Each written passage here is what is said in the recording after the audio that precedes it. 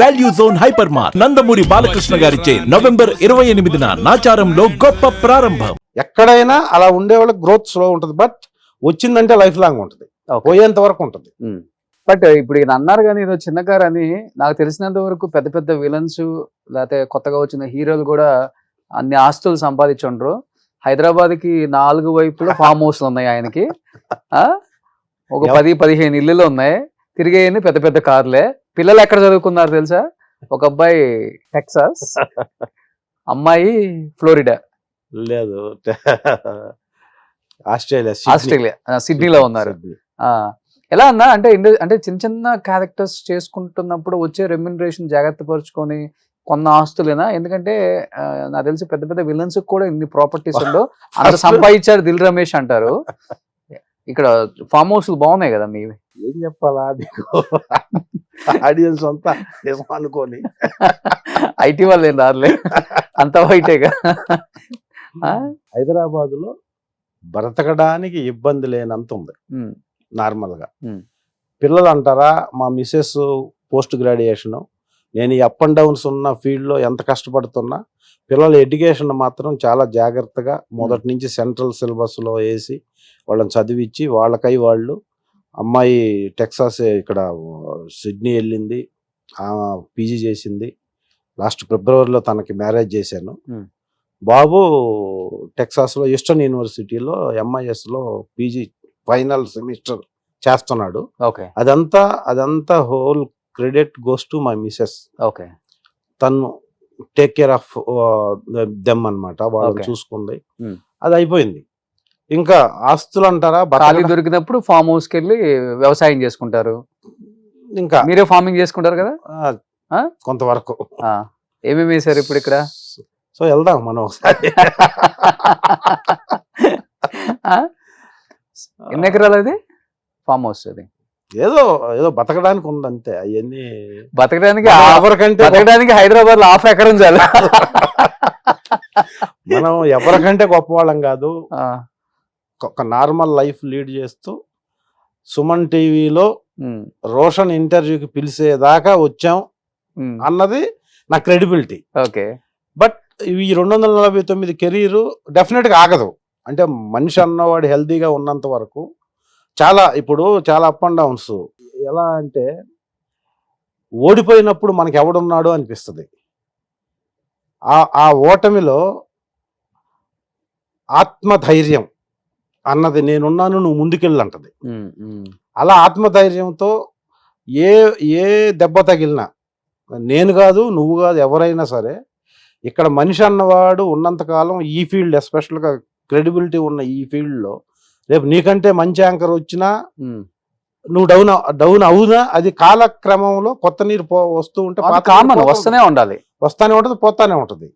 కానీ ఆ లోపు మనం చేసిన ఈ క్రెడిబిలిటీ, చేసిన ఈ సర్వీసు, ఇదంతా డిఫైన్. ఎందుకంటే ఎదిగామంటే పట్టం కన్ఫామ్. ఎదగడం కోసం ఎంత ప్రయత్నం చేస్తుందో చెట్టు అయినా మనిషి అయినా ఒక స్టేజ్కి ఎదిగిన తర్వాత ఇంక ఎదగటానికి ఏముండదు, పడటం కన్ఫామ్. ఎదిగేటప్పుడే మనం డిసైడ్ అవ్వాలి, పడటం కన్ఫామ్ కదన్నా. ఇప్పుడు పుట్టినోడు పెరగకుండా ఉంటాడా, పెరిగినోడు ముసలోడు అవ్వకుండా ఉంటాడా? కొత్త వాళ్ళు రావాలి కదా, మళ్ళీ రావాలి, వస్తుంటారు. అందుకని మనం ఇప్పుడు మేము వచ్చి 10 సంవత్సరాలు అయింది, ఇంకొక 5-10 సంవత్సరాలు యాక్టివ్ గా చేయగలం. కొత్త వాళ్ళు రావాలి, వాళ్ళు వస్తేనే ఒక జోష్. రాకూడదు, నా పొజిషన్ పోయింది అని అనుకునే టైంకే మనం డిసైడ్ అయిపోవాలి. ఈ స్టేజ్కి ఇలా ఉన్నాం, ఇంకొక 4-5 సంవత్సరాలు ఇలా ఉంటాం, తర్వాత డిగ్రేడ్ అవుద్ది. మనం అప్పుకి వెళ్ళమంటే మనం ఉన్నదే అప్పు అనుకోవాలి. ఎందుకంటే నాకు 100 కోట్లు ఉన్నాయని నేను ఆనందపడుతుంటే నీకు 200, 300, 400, 1000, ఇంకా 100 దాటిన తర్వాత ఏదొచ్చినా అంత ఇంక ఏముండదు. 100 కాదు నా దృష్టిలో, 2 దాటిన తర్వాతనే ఇంకా అంతే ఉంటుంది. ఇప్పుడు మీరున్న ఇప్పుడు కోకాపేటలో 100 కోట్లు మీరు కొన్నప్పుడు ఎంత ఉంటుంది? 10 లక్షలు, 15 లక్షలు, 20 లక్షలు ఉంటుంది ఎకరం. నాకు లేదు. ఇప్పుడు కోకాపేటలో ఆయనకి 10 ఎకరాల ఫామ్ హౌస్ ఉంది, అదే 1000 కోట్లు. ఇంకేం చేసుకుంటావన్నా? ఉన్నోళ్ళకి అలా ఉంటుంది. వేస్ట్. మనము ఉంది అన్న ఫీలింగ్కే భయ. ఒక స్టేజ్ దాటిన తర్వాత ఉంది అన్న ఫీలింగ్, అదంతే. దాన్ని వాడేది ఉండదు, దాన్ని యూటిలైజ్ చేసేది ఉండదు.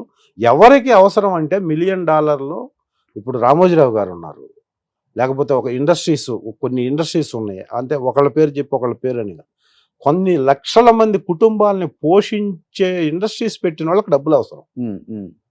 సోషల్ సర్వీస్ చేసే వాళ్ళకి, లేకపోతే కొన్ని కొన్ని వేల మందికి ఎంప్లాయ్మెంట్ క్రియేట్ చేసి మన దేశ జాతీయ సంపదని లేకపోతే జీడిపిని పెంచే రేంజ్లో ఉన్న ఇండస్ట్రియలిస్టులకి డబ్బులు ఖచ్చితంగా అవసరం. దానికి ఇండియాలో బ్యాంక్స్ సపోర్ట్ చేస్తున్నాయి. అందరికీ అవసరం. ఇప్పుడు సినిమా వాళ్ళకి కూడా ఒక వ్యాపకం ఉంటుంది తప్పనిసరిగా, ఎందుకంటే ఎన్నాళ్ళు ఉంటుంది ఈ ఫీల్డ్ చెప్పలేం కదా. ఇప్పుడు బాగా పీక్ లో ఉన్నప్పుడు మంచి రెమ్యూనరేషన్ వచ్చినప్పుడు దాన్ని ఒక మంచి చోట ఇన్వెస్ట్మెంట్ చేయకపోతే పలానా రోజున పిల్లలకి లేకపోతే ఆఫర్లు తగ్గిన రోజు, లేకపోతే మీరు అన్నారు సోషల్ సర్వీస్ అని, వీటన్నిటి డబ్బులు కావాలంటే ఎక్కడి నుంచి వస్తుంది? ఎందుకంటే ఇప్పుడు చాలా మంది సినిమాలు చూడండి, కొంతమంది కమర్షియల్ కాంప్లెక్స్లు కట్టుకుంటారు, కొంతమంది రియల్ ఎస్టేట్ లో ఇన్వెస్ట్ చేస్తారు, కొంతమంది బిజినెస్లు చేసుకుంటారు. అలా మీకేం వ్యాపకం ఎక్కువ, రియల్ ఎస్టేట్ అయినా లేకపోతే అంటే అప్పుడు పీక్ లో ఉన్నప్పుడు? ఎప్పుడు పీక్ లో ఉన్నప్పుడు లేదు, వచ్చిందని ఏం చేస్తుంటారు? ఎక్కడ అదే ఎక్కడన్నా మనకి వచ్చేది తక్కువ, వచ్చింది ఎక్కడన్నా ఇన్వెస్ట్ చేస్తే ల్యాండ్స్ మీద ఇన్వెస్ట్ చేసి వదిలేయటం. ఇప్పుడు నాకుంది భయ, ఇప్పుడు నాకు ఒక 100 కోట్లు వచ్చినా, షడవగా ఎవరైనా తీసుకొచ్చి ఒక 100 కోట్లు వచ్చినా నేనేం చేయను. ఎందుకంటే నాకు ఇండస్ట్రీస్ లేవు. నేను కొంతమందిని కాపాడటం కోసం, కొన్ని కుటుంబాలను పోషించడం కోసం ఇండస్ట్రీస్ని రన్ చేయట్లేదు. నేను వస్తే ఏం చేస్తాను, యాక్చువల్గా డబ్బు నాకు వస్తే వేస్ట్. అది డబ్బుని ఒక చోట తీసుకెళ్ళి డంప్ చేసి వదిలేస్తాం. అలాగా దాన్ని సర్క్యులేట్ చేసి దాన్ని డబల్ చేసి త్రిబుల్ చేసి దానివల్ల కొంతమందికి ఉపయోగపడే పని చేసే వాళ్ళకి డబ్బులు అవసరం. కొంత నాకు బ్యాంక్ బ్యాలెన్స్ పెట్టండి, నేను సోషల్ సర్వీస్ ఎక్కువ చేస్తాను, మీరు ఎక్కువ ఉందని కూడా కొంచెం పంపండి అంతే.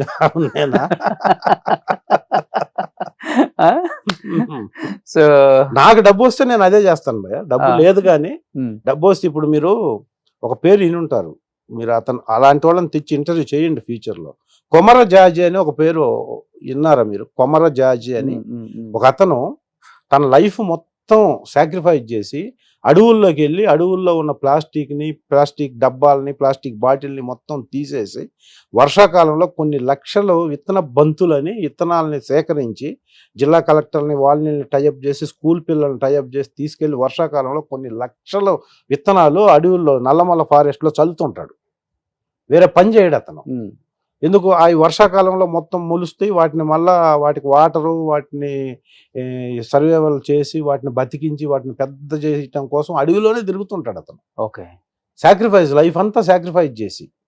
ఇప్పుడు అలాంటి వాళ్ళకి నేను ఏదో చేయాలి అన్న ఆ ప్రయత్నంలో ఉన్నా. కొంతమంది ఫ్రెండ్స్, మా గ్రూపులు కొన్ని ఉన్నాయి, నాకు 30 years బ్యాక్ ఎడ్యుకేషన్ డిగ్రీ చేసిన గ్రూపుల్లో కొంత యాడ్ చేసి, అలాంటి వాళ్ళకి మనం ఏదైనా చేస్తే ఒక మనిషి 1000 మందితో సమానం. ఓకే, అలాంటి చేయాలని నాకు ఉంది. ఎక్కువ అలాంటివి చేస్తుంటారు మీరు కూడా? చేయాలని కొన్ని చేస్తుంటాం.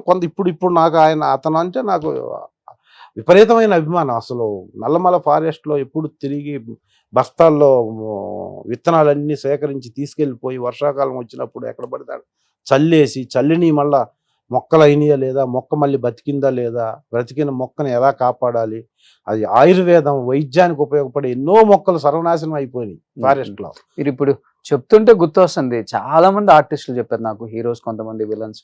దిల్ రమేష్ సెట్లో ఉన్నారు అంటే చాలా ఫిలాసఫీ చెప్తారు, బాగా వినాలనిపిస్తుంది. హీరోలు అయితే అలా కూర్చోబెట్టేసుకుంటారు అని. బాగా మీకు అంటే మీకు చాలా ఫ్లెక్సిబుల్ అనుకున్నా, లేకపోతే వాళ్ళు మిమ్మల్ని ఫ్లెక్సిబుల్ గా ఉండే ఆర్టిస్ట్ అనుకున్నా, కంఫర్ట్ గా ఉండే హీరోస్ అంటే ఎవరని చెప్తారు మీకు? అందరితో వర్క్ చేశారు, ప్రభాస్, ఎన్టీఆర్, అల్లు అర్జున్, మహేష్ బాబు, వాళ్ళు వీళ్ళని లేకుండా అందరితో వర్క్ చేశారు. అందరూ కంఫర్ట్. బాలకృష్ణ గారు చాలా కంఫర్ట్ గా ఉంటారు నాతో. అంటే నేను చేసే క్యారెక్టర్లకి ఆయన నాకు ఇచ్చే రెస్పెక్ట్ కి అసలు ఎవరో కంపేర్ చేసుకోలేరు. ఈవెన్ బోయపాటి గారు కానీ డైరెక్టర్లో, అంటే ఎక్కువ మనతో మింగిల్ అయ్యి మన గురించి తెలిసిన వాళ్ళు చాలా చాలా రెస్పెక్ట్ ఇస్తారు. అది తెలియచెప్పడానికి మనం ఏం ప్రయత్నం చేయం. కానీ మీరు అన్నట్టు కొంతవరకు మనతో నాతో కో ఆర్టిస్టులు ఉంటారు, చాలా మందికి తెలుసు. మనం కూర్చుంటే ఇలా మాట్లాడుతూ ఉంటాం. ఓకే, సెట్లో నాకు తెలిసినంత వరకు మనకి ఎక్కడ బ్యాడ్ నేమ్ లేదు ఇండస్ట్రీలో. అలా అని చెప్పేసి ఓహో అతనికి ఇచ్చేసి మనం ప్రమోట్ చేద్దామని కూడా అనుకోకపోవచ్చు ఎవరు. బట్ ఇవ్వద్దు, అతను వేస్ట్, అతనికి ఇవ్వకూడదని నాకు తెలిసి అయితే ఎవరు అనుకోరు. మన వల్ల ఏ ఉపయోగం లేదు కాబట్టి ఇస్తే ఏంట్లే అని అనుకోని లైటర్ వేలో ఉండొచ్చు, కానీ ఎవరన్నా ఇద్దాం అనుకున్నప్పుడు అతనికి వద్దు అనే మాట మాత్రం ఎక్కడ రాదు అని నేను ఫీల్ అవుతున్నా. అంటే ఇప్పుడు మీ కాంబినేషన్స్ అన్ని డూమ్ డామ్ గానే ఉంటాయి కాబట్టి, ఎక్కువ కొట్టుకునే సీన్లు, కొట్టించుకునే సీన్లు, మీరు కొట్టే సీన్లు ఉంటాయి కాబట్టి, ఇలాంటి సీన్లు ఉన్నప్పుడు మంచి మంచి మెమరబుల్ మూమెంట్స్ భలే ఉంటాయి హీరోస్ తో. నేను ఒక్కొక్క హీరో చెప్తాను, ఆ ఫైట్ సీక్వెన్స్ కావచ్చు, ఆ సినిమాకి సంబంధించిన దాంట్లో అసలు ఫన్నీగా ఇప్పుడన్నా ఎదురు పడినాగా నవ్వుకునే ఒక సీన్ అంటే అలా గుర్తొచ్చేస్తుంది. ఫస్ట్ మహేష్ బాబు గారు అంటే ఏమని చెప్తారు? మహేష్ బాబుతో నేను ఎక్కువ సినిమాలు చేయలేదు, ఒక్కడు చేశాను. తర్వాత ఈ మధ్య రీసెంట్ గా మహర్షి చేశాను. ఓకే. మహర్షిలో మంచి మంచి క్యారెక్టర్ చేశాను, మంచి డైలాగు. తనతో ఒక్కడంటే నేను బిగినింగ్ 2001లో అప్పుడు నువ్వు నేను ఒక్కడు దిల్ కంటే ముందు చేసిన సినిమా అది. ఓకే. అప్పుడు అంత మనకి ఇంటరాక్షన్ లేదు. మహేష్ బాబు గారు కూడా చాలా సిగ్గుపడతా ఉండేవాళ్ళు అప్పుడు. ఓకే. సో మహర్షిలో మంచి డైలాగ్స్ తనతో ఉన్నాయి. ఒక విలేజర్ క్యారెక్టర్ చేశాను నేను. ఆయన అసలు ఒకటే షాట్ లో చెప్పేసి వెళ్ళిపోతాడు. ఓకే. మంచి ఆర్టిస్ట్ అని నేను చెప్పేది ఏముందిలే, కానీ మంచి కాంబినేషను, బాగా రెస్పెక్ట్ చేస్తాడు. చాలా జోక్స్, అంటే నేను ఎంత సీరియస్గా ఉన్నా కూడా జోక్ చేసేస్తాడు ఫస్ట్ నా మీద. ఓకే. జోక్ చేసేసి ఆ మొత్తం అట్మాస్ఫియర్ హోమ్లీగా చేసి తర్వాత సీన్ చేస్తారు కాబట్టి అసలు ఏ టెన్షన్ ఉండదు. ఓకే. సో ఆయనలో మీకు బాగా నచ్చే ఒక మంచి క్వాలిటీ అంటే ఏమని చెప్తారు? సిన్సియారిటీ వచ్చేస్తాడు, షార్ట్ చేసాడంటే వెళ్ళిపోతాడు. సో సెట్ లో పెద్ద చిన్న ఆర్టిస్టులు ఏముండదు, అందరితో ఒకేలా ఉంటాడు. అంటే ఎవరితో ఇదెవరు ఒక మహేష్ బాబు కదా, అందరికీ ఇప్పుడు వాళ్ళు ఇన్ని సంవత్సరాల నుంచి స్టార్ రేంజ్ లో ఉన్న ప్రతి హీరోకి కామన్ క్వాలిటీ. ఎవరిని తీసుకున్నా కూడా అంత హార్డ్ వర్క్ ఉంటుంది, డెడికేషన్, సిన్సియారిటీ, అందరితో కలిసిపోయే నేచర్ ఉన్నప్పుడే ఆ సీన్లు అంత బాగా వస్తాయి, అంత పెద్ద హిట్ అవుతాయి సినిమాలు. ప్రభాస్ గారు అంటే ఏమని చెప్తారు? ప్రభాస్ చాలా సినిమాలు చేశారు. ప్రభాస్ తో నేను మిర్చి చేసే చాలా గ్రేట్ ఎక్స్పీరియన్స్. మిర్చిలో నాకు ఒక మెమరబుల్ ఎక్స్పీరియన్స్ ఏంటంటే, ఒక సీన్ లో ప్రభాస్ గురించి ఒక ఆర్టిస్టు చెప్తాడు, వచ్చాడు 6 అడుగుల హీరో ఇక మమ్మల్ని అంతా కాపాడుతాడని ఒక పెద్ద ఎమోషనల్ డైలాగ్ చెప్తాడు. అవును. ఆ డైలాగ్ కి ఆ చెప్పిన ఆర్టిస్టు 6'5" ఉంటాడు హైట్, తమిళ్లో. ఆయన పక్కన నేను ఇక్కడికి వచ్చాను ఆయనకి. ఓకే. హెవీ ఎమోషన్ డైలాగ్, చాలా ఎమోషన్. వచ్చాడు ఎవడొస్తాడు అనుకుంటే 6 అడుగుల మా వారసుడు వచ్చాడు, ఇక్కడి నుంచి మమ్మల్ని ఎవడేం, హెవీ డైలాగ్ చెప్తాడు తను. నేను పక్కన ఉన్నా, హెవీగా ఏం చేసినా ఆనట్లేదు, ఎందుకంటే తను చాలా హైట్. ఏం చేయాలని చెప్పేసి ఆ డైలాగ్ అన్నప్పుడు నేను లాస్ట్లో ఎండ్ ఫినిషింగ్కి వచ్చినాక అన్నాను, ఇట్లా అన్నాను. అది మానిటర్ టేక్ ఓకే అయిన తర్వాత ప్రభాస్ గారు కూర్చొని మానిటర్ చూస్తూ అందరూ మెయిన్ అసలు డైలాగ్ ఎలా వచ్చింది, ఎలా చెప్పాడని కాన్సన్ట్రేషన్, ఈవెన్ డైరెక్టర్తో సహా. ప్రభాస్ గారు చూశాడు నన్ను, చూసి నేను అక్కడ వీళ్ళంతా మానిటర్ చూస్తున్నాను, టేక్ ఎక్కడైతే జరిగింది అక్కడే ఉన్నాను నేను. ఇక్కడి నుంచి పెద్దగా దిల్ సూపర్ అని ఇక్కడి నుంచి చెయ్యాలంటే నేను పరిగెత్తుకుంటా వచ్చి చెయ్యాల కొట్టాను. ఓకే. సో ఆ రేంజ్ లో ఉన్న హీరో ఒక చిన్న బిట్టికి చూసి అంత యాంగ్జైటీగా అంత ఆనందంగా ఏ హీరో చెప్పరు జనరల్ గా.